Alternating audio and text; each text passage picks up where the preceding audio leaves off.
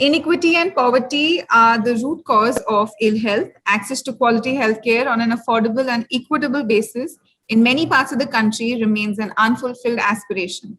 Disparity in healthcare is interpreted as a compromise in, and it is imperative to define an essential healthcare, which should be made available to all citizens to facilitate inclusivity in healthcare.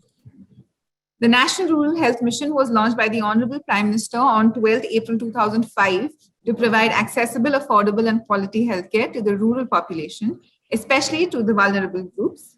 On this note, let's move towards the next session towards strengthening primary healthcare in India with Dr. Sanjeev Kumar, former Executive Director, National Health System Resource Center, Ministry of Health and Family Welfare, Government of India, New Delhi. Dr. Sanjeev Kumar, sir, has held the position of the former Executive Director for MOHFW, Government of India, New Delhi. He has been a chair for the Advisory Committee, Indian Alliance of Patients Group, for a chair for the Indian Academics of Public Health Analyst, New Delhi. With over 40 years of experience in public health in 30 countries, in Central and South Asia, Eastern and South African countries, Central Eastern Europe, and in academics, Dr. Kumar started off as a medical officer in the Indian Army, so went on to work at PHCs in Haryana, urban slums in Delhi, and in UNICEF as health specialist at state and national level in India, and moved on to an international position as the Chief of Health, Nutrition, Child Survival, and Development, and Senior Advisor in Iraq, Kenya, Uganda, Somalia, and others. Sir has been an advisor for 22 countries in Central Asia. Dr. Sanjeev conducted strategic programs reviewing, planning, implementation, monitoring, and evaluation of programs, capacity building of semi-literate village volunteers, health workers, program managers, etc. His current interests are capacity building in leadership, public health analysis, strategic management, team building for the corporate sector. UN and health institutions. Currently, Sir heads a government institution that provides technical support to the Ministry of Health and state governments in India. I take great elation in welcoming you today with us, sir. We have Dr. Rajiv Erodikar, sir, with us. Sir, would you like to say a few words? Yes, of course. Hi, good afternoon, Dr. Sanjeev. Namaskar. Good afternoon, namaskar. Lovely having you back to Symbiosis. As they say, Symbiosis is like the sands of Hawaii. Once it gets into your shoes, it's very difficult to remove it. And you've come to Symbiosis a couple of times. We've been interacting over the last decade, and extremely thankful for you to you for having Allah accepted our invitation to anchor this session and enlighten us on this very important topic, COVID. And not COVID notwithstanding, the importance of your address is in a way seminal and overlasting this pandemic. And given your vast experience across 22 countries, I think so there could be no better person to talk on this international dimension of this topic. So thank you so much, Dr. Sanjeev Kumar, and welcome, and look forward to hearing your esteemed views. Thank you. I also see Dr. Abhay Saraf. How are you, sir? I am fine, sir. Namaskar. Namaskar. Thanks, Nabila, for that introduction. But I normally introduce myself as a student of public health. For last 45 years, I have not moved out of that category. And every day you find more and more areas to learn. And thanks to Dr. Rajiv Erodikar, Dr. Abhay Saraf, for giving me this opportunity, and that gave me also another opportunity to learn. I had to reorganize my thoughts to come up with presentation. And Swapnil Gadave, I don't see him here, but I know he is listening, and he has been a constant support, getting back to me almost every day or even twice a day to make sure that this session goes well and I'm well prepared. We will be talking about primary healthcare. And when I was preparing this presentation, I thought I should change the title to Primary Healthcare, the backbone of healthcare. You know, you cannot provide healthcare anywhere, be it developing countries or developed countries, without primary healthcare. So with that, we will try to touch upon broadly 4 areas. We will talk about development of the concept of comprehensive primary healthcare, We will look at components of what are the components of primary healthcare. We will look at progress in India and a few other countries to give you a feel how things have moved and how things are moving. And then towards the end of my presentation, I will touch upon that it is very important for us to understand what are the determinants of health, as non-health sectors contribute 80 to 90% of health. Water, sanitation, environment, air pollution, water, etc. They contribute a lot more than what health sector contributes to health. So we'll look at these points. And let me remind you about the definition of health. I know all of you are on top of it, but let's look at it carefully. A state of complete physical, mental, and social well-being, not merely the absence of disease or infirmity. So it is looking at health in a comprehensive manner, not just absence of disease or infirmity. And traditionally, we look at health only as physical health. You go to a physician, he does a battery of tests on you, does clinical examination and says, you are physically fit. He doesn't even look at your mental health, doesn't even look at your social health, and they don't even understand what is spiritual health, which is gaining more and more importance in the current situation on healthcare. So there are levels of healthcare: primary healthcare, secondary healthcare, tertiary, and many often call another layer called quaternary healthcare. But in this presentation, we will look at tertiary and quaternary together as the third level of care. What is primary healthcare? It is not primary care alone. It is a gateway to healthcare at all levels: primary, secondary, and tertiary. So it's only an entrance to healthcare. Doesn't stop at primary care level.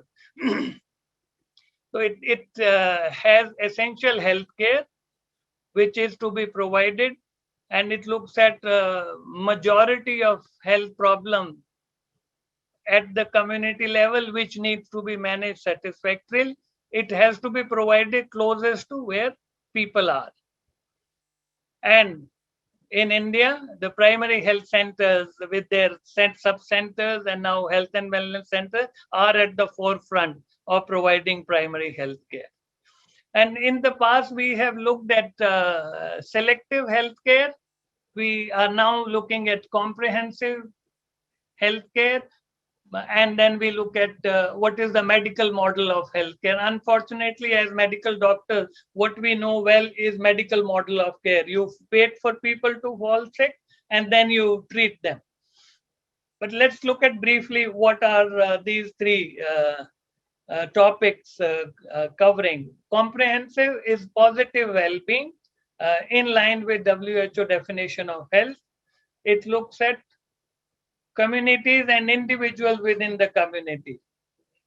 The major focus is on health through equity and community development. Healthcare provider team has to be multidisciplinary. And what are the strategies for health? Multi-sectoral collaboration. And I'm very happy the theme of this conference is intersectoral action for health. What do we do in selective healthcare? You look at not even all diseases, you look at a few diseases. For example, in the past, in the primary healthcare, the focus has been only on common diseases. It has been mainly communicable diseases.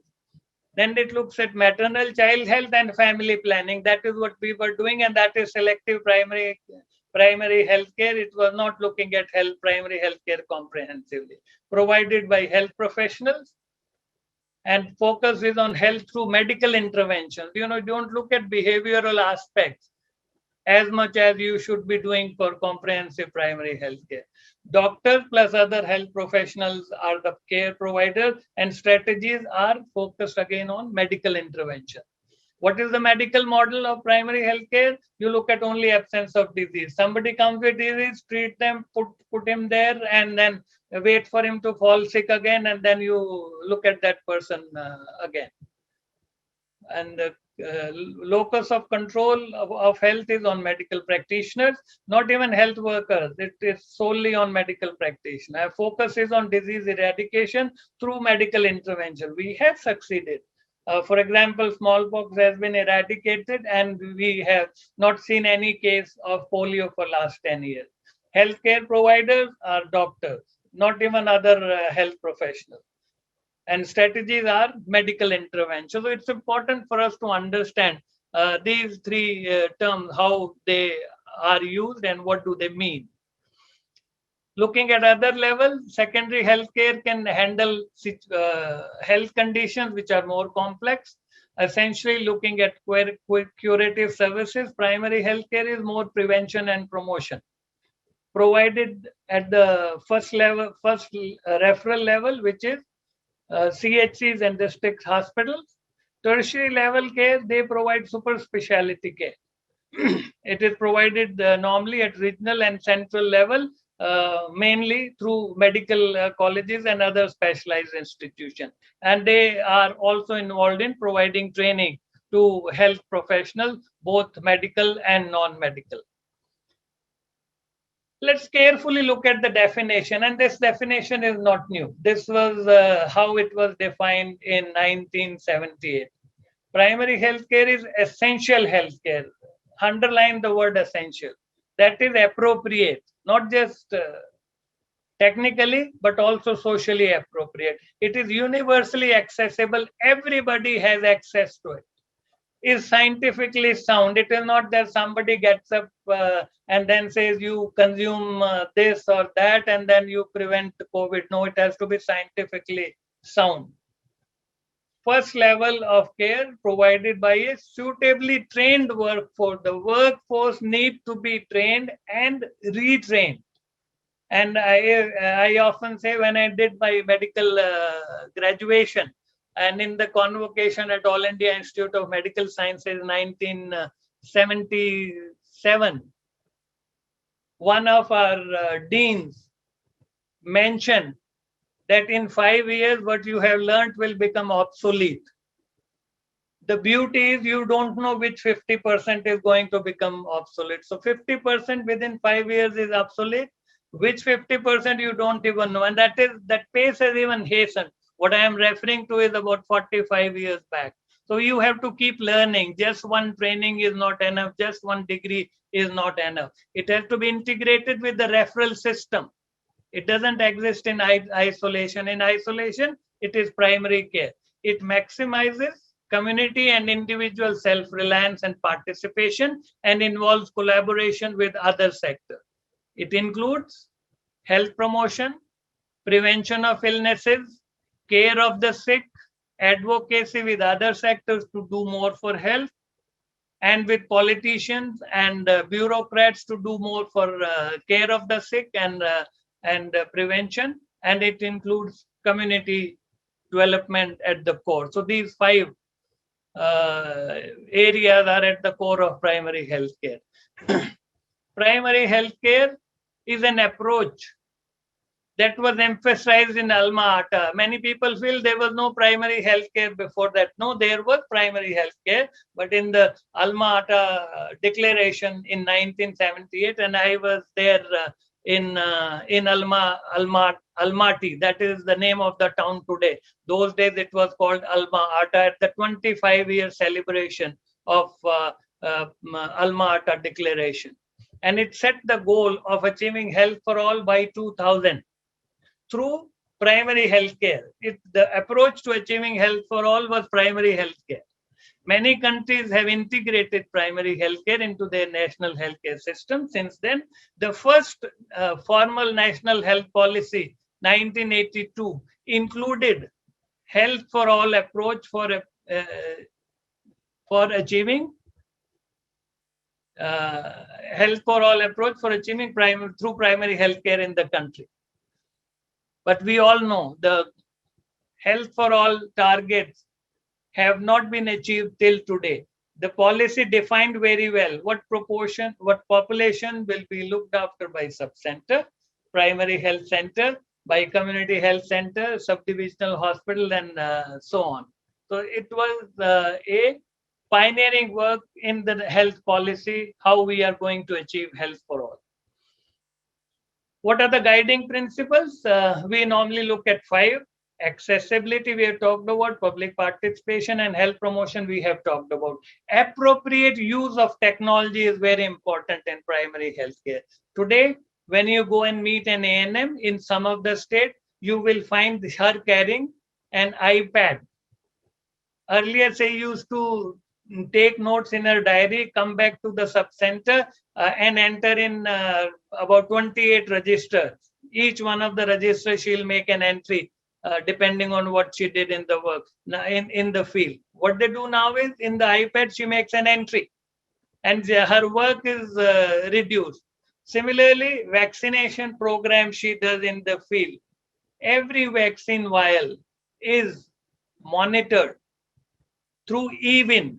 The EVIN electronic vehicle intelligence network has been expanded, and what it is known as COVIN.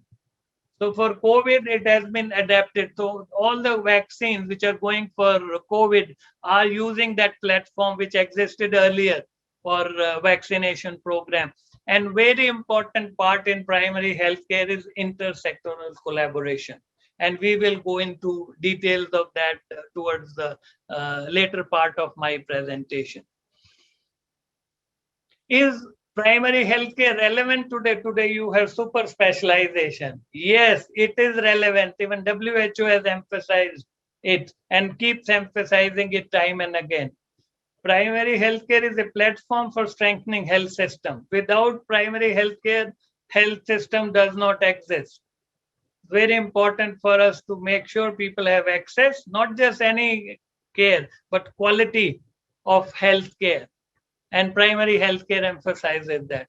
Need to support primary healthcare to ensure that health goal in health for all by 2000, some of them have not been achieved today, the goal of universal health coverage and the sustainable development goals which were adopted in 2015. And we have to achieve those goals by 2030. We cannot achieve any one of the goals mentioned in these 3 global documents unless deliberate steps are taken.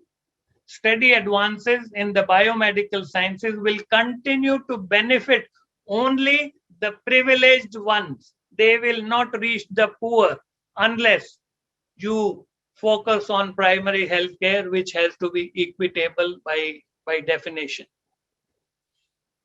How primary care and primary health care are different? Primary care, essentially the confusion came in many Western countries. You have a physician who is the first point of contact for anybody who falls sick. And he or she is the one who refers. So that concept is the concept of primary care, not linked to secondary, tertiary care, not linked to social determinants of health, not linked to intersectoral action for health. So that is a skewed approach to primary health care, if you call it primary care, is the first point of contact. Primary healthcare includes primary care and is not simply a case of having more individual providers. You have more GPs provided or you have more health and welfare centers alone. They will not be able to provide primary healthcare unless they are linked to the higher level of health institution and intersectoral action for promoting health. What are the principles listed in Alma Ata Declaration? Reflect and evolve from the economic condition and socio-cultural and political characteristics of the country and the community. Very important for us to look at the local context, local economic conditions. Address the main health problem in the community. It is not appropriate if does not address the health problems which are prevalent in the community. For example, in India, we were not looking at non-communicable diseases till health and wellness centers were conceptualized. Involve, in addition to the health sector, all related sectors and aspects of national and community development. And this points toward the intersectoral action through agriculture, animal husbandry, food industry, education, housing, public works, etc., etc. Continuing with principles of primary healthcare in Alma Ata Declaration, it promotes primary healthcare promotes maximum community and individual self-reliance and participation. To give you an example, if one of us is hypertensive, what does the doctor do? Doctor gives a prescription, and this person collects the medicine either from the health facility or buys from the market. Who makes sure that he takes medicine on time? Who makes sure that his diet intake is as an hypertensive should be doing? Who makes sure that he should be doing physical activity? Who makes sure that he goes for subsequent consultation? The family and somebody in the community. The doctor doesn't go to his place, have you taken medicine every day? Doctor going to somebody's house and telling them, did you take the medicine? So very important for us to engage the family and the community and build their capacity. Next is be sustained by integrated, functional, and mutually supportive referral system. Referral system is the backbone of primary health care to PHC, CHC, sub-district, district hospital, or even tertiary care institution. It relies on health workers, which include physicians, nurses, midwives, auxiliaries, and community workers as prevalent in a particular geographical area. Healthcare is teamwork. Healthcare is not just doctors or nurse. The class 4, who is responsible for cleanliness of the premises, is equally important. Takes the patient for X-ray or CT scan or for specialized blood examination is equally important. So it is the whole team. By providing doctors alone, you will not be able to provide primary health care. In fact, you will not be able to provide any health care. And each one of them needs to be trained appropriately. What are the core activities? The core activities identified in Alma Ata Declaration include 10 areas. These are education concerning prevailing health problems. Not education of the healthcare providers, education of the public. So they can use the information and the knowledge given to them in preventing and remaining healthy. Food supply and proper nutrition is very important for health. So is safe water and basic sanitation.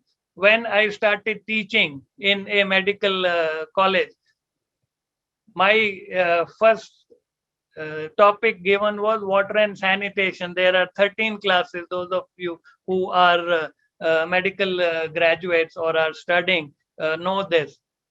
And when I reviewed literature, I came to know 80% of diseases which we humans suffer from can be prevented by providing safe water and basic sanitation. So imagine 80%. Now things have got little better. What I'm referring to is about 40 years back. Things have got better, but a substantial proportion of diseases can be prevented by safe water sanitation.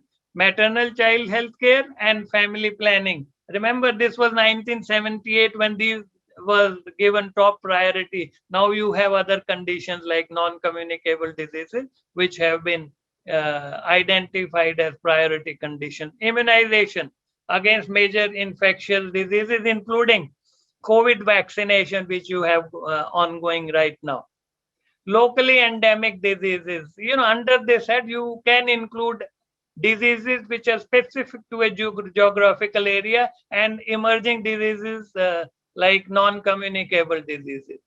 Appropriate treatment of common diseases and injuries. Injuries are increasing substantially as cause of death and morbidity. It has increased 1.5 times in last 25 years. So they need to be addressed. And if you provide proper first aid to an injured person in a rural area where he gets hurt, you can save a life or a limb by the time this institution is referred to higher level. You have to have basic laboratory services and essential drugs to go with it. Training is very important. Training, retraining, on-the-job training, etc. must continue for all health functionaries, not just medical doctors and formal health workers. Referral services, as we just said, is one of the 10 core activities of so primary healthcare is these 10 core activities, not just entry level care you provide and then send the patient back home. What is sound primary healthcare? There are 3 C's and 8 A's when you want to look at is the primary healthcare provided in an area sound or not sound. Completeness, comprehensiveness, continuity, and when it comes to A's, accessibility, accountability, appropriateness, availability, adequacy, accessibility, acceptability, and affordability. Then you have to monitor that. The first A is accessibility. You assess how are we doing? Are we doing well, or are we sliding back, or are we at a plateau? And we need to do better and better in terms of coverage with primary health care. Let's look at briefly on primary health care in National Health Policy 2017. And I was involved in writing this policy as Executive Director of National Health System. And I take a pride. We made a policy which is very comprehensive. You know, it's a dream for a public health person to write a country's policy. And we included everything which we wanted should be in the national health policy. There were some reservations when it went to bureaucrats and politicians, but essentially what all we wanted is there. So what is there for primary health care? Current approach to primary health care in India is based on 2 major documents. One is Task Force Report of Primary Health Care Rollout 20. And when I was at NHSRC, this was one of the 4 task forces which were created, and input from these task forces were taken into drafting the National Health Policy. National Health Policy 2017 clearly states that 2/3 of or more expenditure in the health budget of the government should be on primary health care. Very clearly emphasized. We are at about half of what we should be doing. The hospital, the tertiary level care, super specialty hospital, opening of new aims, increasing seats in medical colleges, every district to have medical college and so on. We tend to spend a lot more there, but we should focus on primary healthcare. That's what policy states very clearly. And based on the policy, health and wellness centers are being developed across the country, and you have to have 150,000 sub-centers converted into health and wellness centers. We are about half mark, and by 2020, we have to achieve this goal of 150,000 sub-centers converted to health and wellness centers. And what does it include? It includes, we mentioned, robust IT system, partnership and knowledge and implementation, continuum of care, using IT technology such as telehealth, and of course referral, expanded service delivery, expanded human resources. Mid-level health providers have been identified to head these institutions.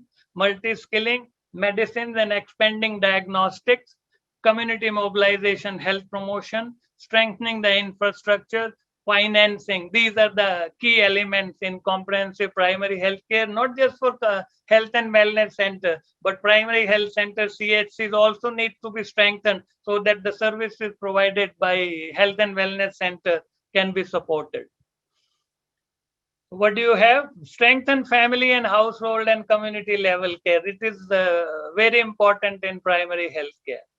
Then you have to have health and wellness center. We briefly talked about it. And then you have to have first level referral. So this is how primary healthcare is organized in India and in the documents of Comprehensive Primary Healthcare Task Force and also in the National Health Policy.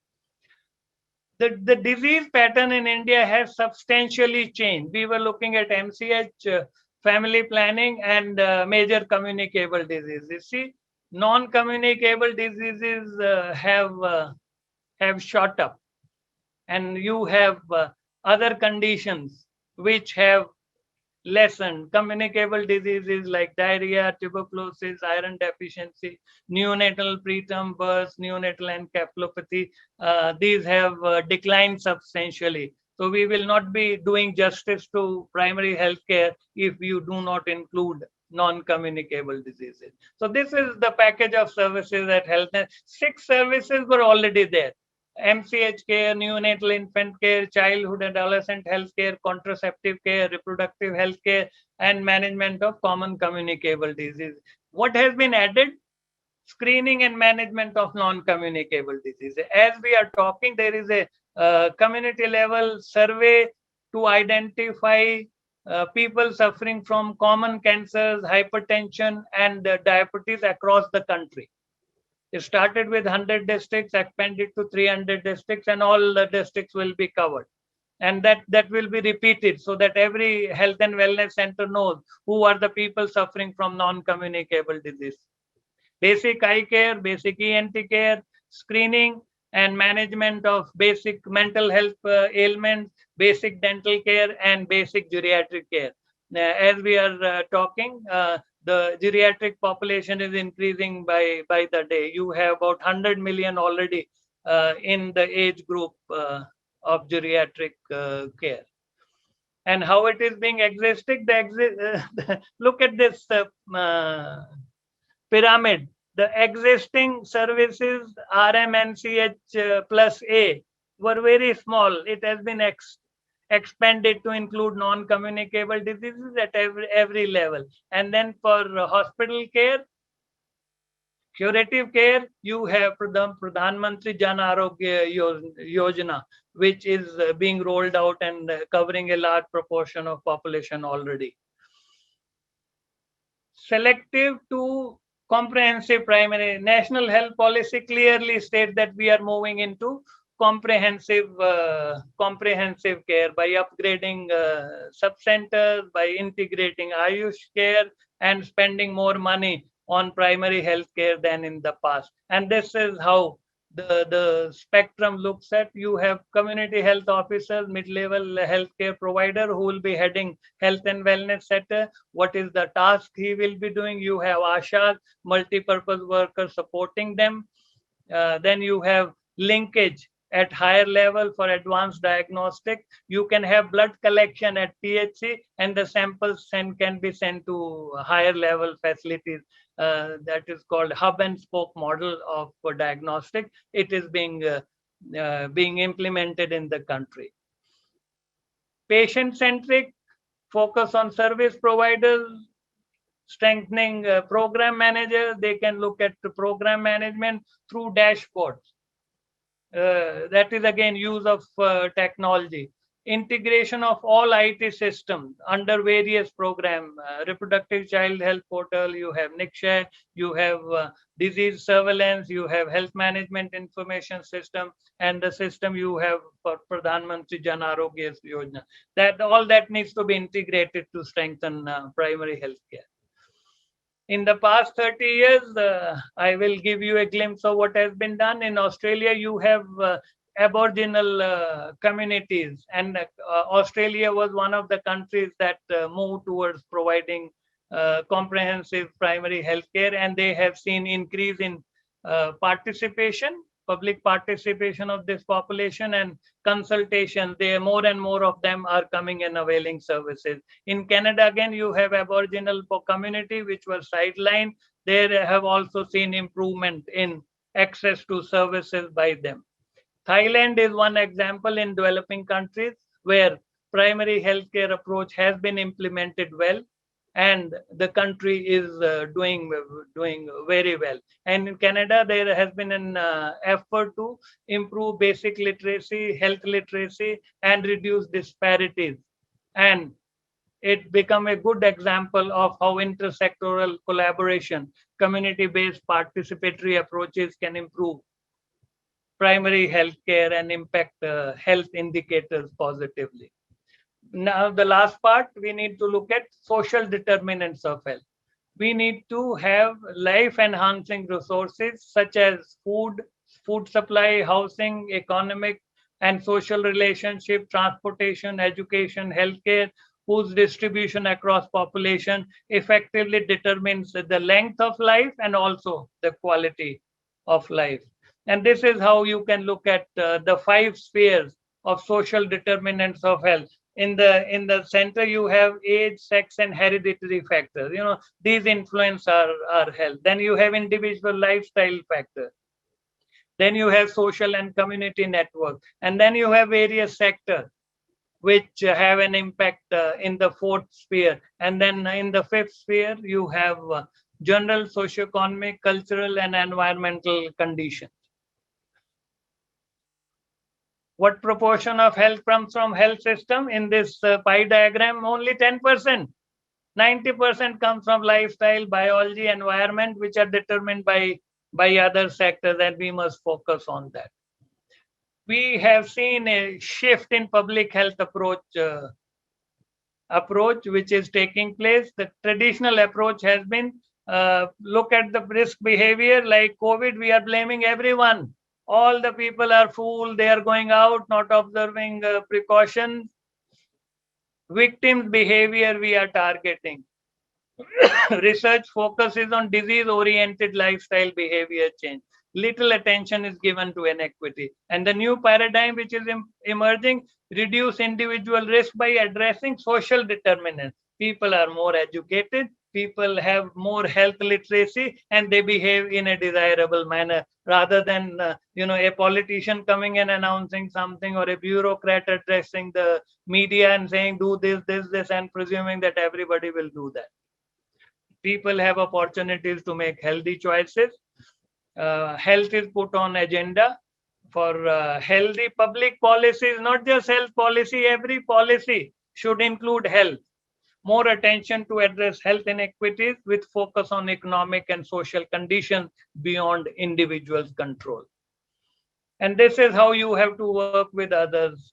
You have currently we are coexisting with other sectors, almost none or very informal collaboration. You have to start communicating with other sectors. We have to start cooperating with them. We need to have good mechanism of coordination and move towards collaboration and formalize. And it is shared responsibility. When you ask another sector, for example, agriculture, for tobacco control, they are given responsibility. They are not doing a favor to health sector. So it's a shared responsibility. Other sectors take that responsibility and provide inputs into improving health. There are various mechanisms available. You have parliamentary committees, you have cabinet secretariat at the top, then parliamentary committee, interdepartmental committees, mega ministries, joint budgeting, intersectoral policy making, and non-governmental stakeholders who influence the policy. There is the saying we have in public health. When you are working as a medical person, you are looking at people are drowning in the river, you are taking them out one by one and resuscitating them. Some of them survive, others die. As a public health person, you go upstream. Who the hell is pushing them in the river? And stop that. That is public health approach. That is primary healthcare approach. So we need to look at this example seriously, that are we only taking out the people who are drowning, or are we preventing people from falling into the river? Then there are various facilitators for collaboration, government support, the sectors benefit. You have a legal framework, you have adequate resources and plan. And what are the barriers? Unstable, distracted leadership, conflicting personalities among the people who need to participate, fragmented function, sectoral approach conflicting with the interest of other sectors, limited and misused resources, restricted policy space. And this is the last slide. 4 take-home messages from my presentation. Focus on person, not on the disease.